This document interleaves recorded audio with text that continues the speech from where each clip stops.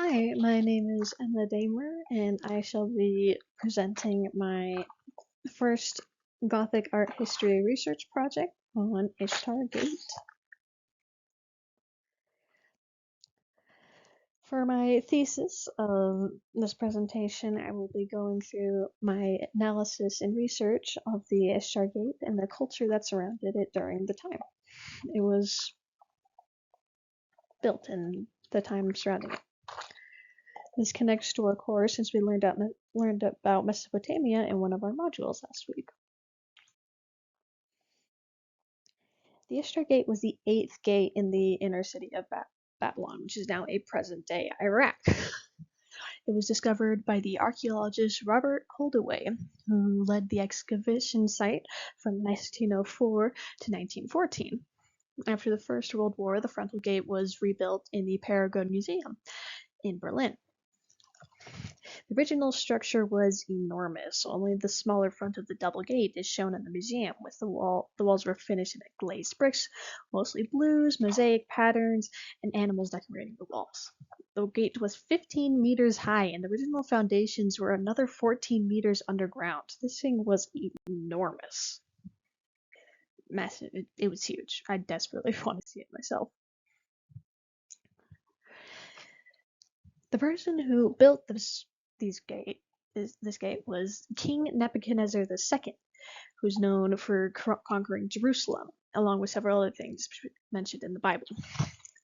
During his reign in 569 BC, the gate was built, making it well over 2,000 years old. On the side of one of the towers, Nebuchadnezzar wrote down a very long description, essentially going on about why he had this gate built and how great he was. The inscription was created around the same time as the gate's construction. A technique used to making this gate the incredible it was I can never remember how to. I believe it's Fience, Fience. That's how it's spelled. A technique known to other parts of the ancient world that used copper to create a brilliant blue. They also used lapis lazuli, which probably helped with some of the more darker tones. A direct quote from the inscription is quote, "And thus I magnificently adored them with luxurious splendor for all mankind to behold in awe." Which, to be honest, fair. I behold it even through the screen. I'm not sure how much I would behold it if I saw it in person. Probably a lot. The reason it was built was Nebuchadnezzar was rebuilding, where even at the time he was rebuilding, Babylon was a very ancient city that he decided he was going to rebuild.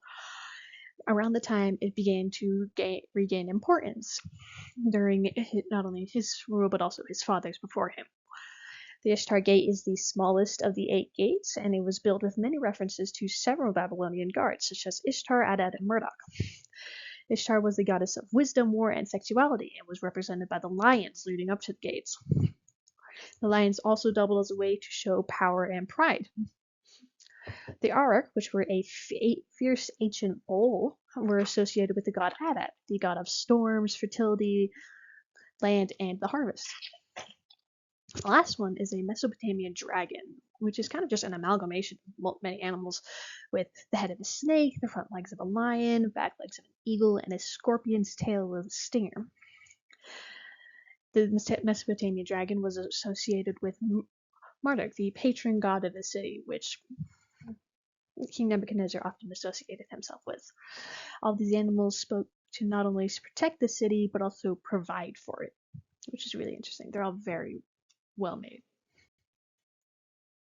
And these are my cited works. Yeah, that's my presentation. I hope this counts. Bye.